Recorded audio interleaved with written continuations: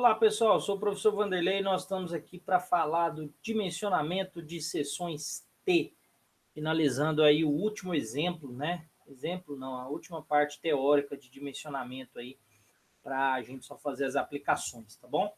Então, na aula de hoje a gente vai tentar entender como essas estruturas estão úteis aí no projeto de concreto armado.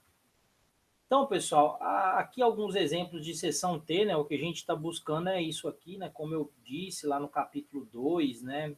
E 3, as seções T, elas são justamente, como o próprio nome fala, né? O formato da seção transversal e basicamente o que a gente passa a ter, diferentemente da seção retangular, que só tem uma alma, né? A gente tem contribuição da nervura e da mesa, entenda a nervura como alma também, tá, pessoal? Em alguns livros ela vai estar referenciada dessa forma. Esse tipo de estrutura ele é muito usado no cálculo de pontes, né? Aqui uma seção pré-moldada de caixão perdido, né? Lajes nervuradas e até mesmo vigas com a contribuição de quem, pessoal? Das lajes, né? Então, são por esses motivos aí que a gente vai entender o dimensionamento da seção T, né? Entendendo isso aí, a gente consegue propor uma armadura para esse tipo de problema. Então, a seção T, a grande diferença dela, né, a grande questão, como está aí no livro, é determinar a largura de contribuição da mesa, que a gente chama de BF. Né? Então, vamos relembrar o que tem na seção transversal de uma seção T. Nós temos a largura da nervura da alma, a altura total da peça, a gente tem a altura da nervura e largura da nervura. Então, a gente tem uma contribuição à esquerda e à direita somada à contribuição já existente da alma, tá? Então, essa é a grande questão, esse valor ele vai depender de uma série de fatores, como carregamento, afastamento entre os apoios, rigidez da alma, tá? Isso é uma tarefa complexa, existem diversos modelos não lineares para tentar delimitar essa contribuição aqui na mesa, a 6118 lá no seu item 14622, né, ela vai falar as possíveis contribuições para uma seção T. A gente tem dois formatos possíveis, tá, pessoal? A seção T regular e a seção T irregular, que a gente tem quando tem a formação de uma mísula aqui. Isso é muito comum em pontes, tá? Pontes a gente vai ver essa formação aí, pontes moldadas em loco, a gente vai ver essa formação das mísulas aqui, que é justamente para aumentar a rigidez do elemento estrutural e poder, então, garantir peças mais enxutas, né? Mais enxutas aí do ponto de vista de armadura e concreto, né? Então, quando a gente tiver uma seção regular, a gente vai tratar tudo como B1. Quando a gente tiver uma seção irregular, né, com mísula, a gente vai tratar tudo que for direita de B1, tudo que for esquerda aqui de B3. Né? Então, a norma ela vai dar dois parâmetros para a gente calcular. Esse parâmetro A aqui, pessoal, ele vem do coeficiente de flambagem da laje. Né? Então, vamos imaginar que a gente tem uma laje pré-moldada aqui, que vai ser um dos nossos exemplos. As nossas faixas de distribuição das nervuras estão na direção LX. A outra direção, claramente, é a direção LY, né? Mas as nossas faixas aqui, ó, elas sempre vão estar biapoiadas, no caso das pré-moldadas. Das moldadas em loco, nem sempre é garantido isso. Você pode ter engastamento dos dois lados, né? A depender de como você calcula a laje. Então, lá na seção T, você vai ter que primeiro definir esse A aqui, que na verdade é aquele probleminha que você conhece lá da resistência dos materiais, né? Peça apoiada é o total do vão, peça com momento na extremidade 75, duas 60% e peça em balanço duas vezes o comprimento do vão. No caso aqui, quem que é o vão? O LX, tá, pessoal? No caso das pré-fabricadas. No caso de uma laje nervurada em duas direções, aí você vai tratar o L como LX e LY, tá? Aí você vai fazer desta forma, aí depois eu vou passar umas bibliografias que tem alguns exemplos de situações com essa característica. O B2 é a distância entre as faces das nervuras, né? Então, se você tiver mísula, você vai ter que pegar esse B2 do fim da mísula, né? Então, a sacada lá em Pontes é como calcular essa mísula aqui. A gente não vai fazer exemplos dessa forma.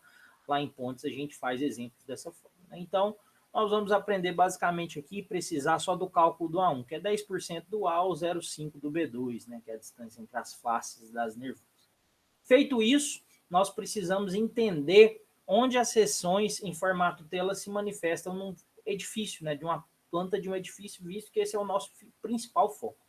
Na planta do edifício, a manifestação de B1, de B1, né, dessas nervuras, ela se dá pelo quê? Pela contribuição, né, quando você tem uma laje maciça, com a viga. Então, por exemplo, nessa viga V4 aqui, ó, a gente tem contribuição dos dois lados, né? Então, a laje desse lado contribui, a laje desse lado L2 contribui, então a gente tem a formação de uma seção T na viga. Já na V1, a gente tem contribuição somente de um lado, e a gente tem uma seção L, né? Que também calcula-se como uma seção T, né? Só que agora o BF é o quê? O BF é BW mais B1 somente, né? Aqui, como é que é o BF? O BF é BW mais 2 vezes B1, né? Então, essa é a grande questão aí do cálculo. Então, fiquem atentos quando for calcular uma laje ou uma viga e quiser detalhar como uma seção T, tem que saber os parâmetros de contribuição de cada face, né? Outra observação importante se dá pelo fato de que estruturas com momento negativo não devem ser calculadas como seção T, simplesmente pelo seguinte fato, né? Quando a gente tem aqui, ó, na figurinha aqui do lado, né? Quando a gente tem um momento positivo, para que lado que está aqui o diagrama, né? Pensando que a tração está no bordo inferior. Vetor do momento, considerando a regra da mão direita, para onde aponta seu dedão, tracionado, comprimido. Ou seja, a parte comprimida, ela tem contribuição de quem? Ela tem contribuição de alma e nervura, tá bom? Alma e mesa. Já na situação onde você tem bordo embaixo tracionado e em cima comprimido, coloca a regra da mão direita aqui de novo, né? Para o mesmo lado. O bordo tracionado agora que está a seção T, né? Peça, tudo que está abaixo da linha neutra, vocês lembram de eu falar lá? Desconsidera. Então, não importa se tem seção T aqui embaixo. Tudo vira seção retangular. Então, aqui, ó, pessoal, numa peça, por exemplo, nessa situação T aqui, ó, aqui, essa armadura que vai aqui nesse bordo inferior, ela é calculada como seção T. Porque se a gente colocar a regra da mão direita aqui, ó, o que a gente tem? Linha neutra vai estar em algum canto dessa seção, mas você tem contribuição da alma e da mesa, forma um T de qualquer jeito, tá? Armadura para essa direção aqui, momento negativo. O que a gente tem? A seção não virou do avesso, né? Continua do mesmo jeito lá, só que agora a regra da mão direita mudou, porque o momento está para o outro lado, né? Então aqui você tem o quê? Você tem esse bordo tracionado e esse comprimido. Está acima da linha neutra aqui. Tudo que é tração acima da linha neutra vai como se diz, vai desconsidera, né? Então a gente tem só seção retangular. Então por isso que é muito comum você ver esse desenho aqui até do livro do professor Paulo Bastos, né? Seções onde você tem momento fletor negativo, não considera como seção T, considera como seção retangular. Isso é muito comum lá em pontes, né? Que você tem inversão de carregamento na mesma seção. Você tem que levar isso em conta até para momentos no meio do vão, né? Isso aqui tem que fazer das duas formas, enfim. Na hora que a gente estiver falando de pontes, a gente fala disso. Para prédio, sistema predial, edifício de múltiplos pavimentos, é isso aqui que vocês estão vendo. Então, como a gente disse, a linha neutra ela pode ter contribuição de mesa e alma. Então, isso nos leva às duas situações possíveis para o dimensionamento da seção T. Situação 1, lambda x menor que HF, ou seja, linha neutra está contida na mesa da seção. Olha aqui minha linha neutra, que bonito, ó. Minha linha neutra está aqui. Aqui a gente tem um exemplo do grupo 1, né? Do grupo 1 de resistência, né? Onde o lambda é 0,8. Então, a gente tem aqui, ó, seção retangular comprimida. Então, quando você tiver a condição de lambda x menor que HF, essa condição for ok, ela estiver respeitada, nada mais, nada menos que você tem uma seção dimensionada como seção retangular, porque é um retângulo isso aqui, né? É um retângulo. Então, normalmente os livros chamam isso aqui de falso T, tá bom? Então, tudo aquilo que vocês viram lá atrás, né, do dimensionamento da seção retangular, replica aqui, tá bom? Só faz o teste, verifica se isso aqui tá ok, a gente vai aprender a fazer isso com um exemplo. Verificou que isso aqui tá ok, mete bronca, seção retangular. A outra condição é quando o lambda x for maior que HF. Lambda x maior que HF, o que a gente tem que fazer? A gente tem agora uma situação didática aqui, né, que é o quê? A linha neutra tem contribuição de mesa e alma. Se a linha neutra tem contribuição de mesa e alma, agora você não vai poder fazer mais dessa forma. Você vai ter que colocar a contribuição de forma separada, tá bom? Então, aqui, ó, a gente coloca a contribuição da mesa e aí nós fazemos a mesma coisa da armadura dupla, tá? A gente mede a contribuição máxima da mesa e o que sobrar a gente manda para quem? Para a alma ou nervura, tá? É assim que a gente faz. Então, basicamente, o dimensionamento da seção tem a mesma ideia da armadura dupla, né? O que a mesa não dá conta, a alma tem que dar conta, né? E aí, logicamente, a alma pode ter armadura dupla, né? Então, você pode ter uma situação que você tem o que aqui? Você tem armadura aqui e aqui, né? É bem raro, né? Mas pode acontecer. Que você tenha que colocar essa armadura da alma aqui como uma armadura dupla, tá? A gente não vai fazer exemplo disso, até porque é muito raro acontecer, né? Mas pode, tá bom? Então, o M2S aqui ó, é contribuição da mesa, da nervura, né? E aqui é contribuição da mesa, tá bom? Então, como é que fica o rito de dimensionamento de uma seção T?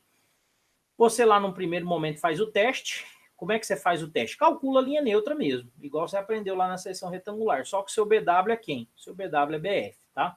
É assim que a gente faz. BW vira BF.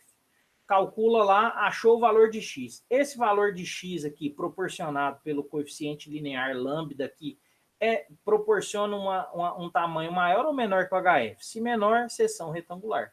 Ou seja, só contribuição da mesa, né? A mesma seção retangular já faz a área de arte direta. Se não, faz como contribuição de mesa e nervura, e caso você precise disso, aqui está a contribuição da mesa, né? Aí a contribuição da alma é uma seção retangular, você faz, e aí no final tudo vira essa soma aqui, né? Então esses dois aqui estão ligados a esse exemplo aqui, né? E a gente vai fazer exemplos agora para tentar delimitar isso, tá, pessoal? Então essa foi a penúltima aula teórica, a gente vai falar na próxima aí sobre os aspectos de detalhamento de uma seção transversal e a gente fecha, então, esse conteúdo aí de cálculo de flexão, que é o grande finale da disciplina de concreto 1, né? Visto que, na verdade, daqui em diante é só usar essa técnica para detalhar laje ou detalhar viga, conforme a gente vê lá no concreto 2. Então, um abraço para vocês e até a próxima aula.